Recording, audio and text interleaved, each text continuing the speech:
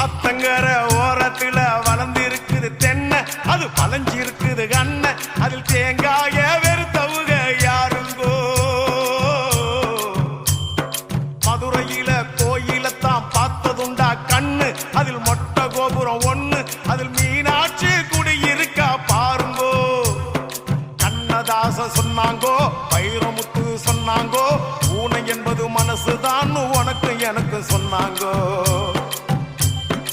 ஊனம் என்னடா ஊனம், அட ஞானம் தானே வேணும், அந்த ஞானம் வர வேணும், நான் மனசு மாற வேணும். ஊனம் ஊனம் ஊனம் இங்கே ஊனம் யாருங்கோ, உடம்பில் உள்ள குறைகள் எல்லாம் ஊனம் இல்லைங்க.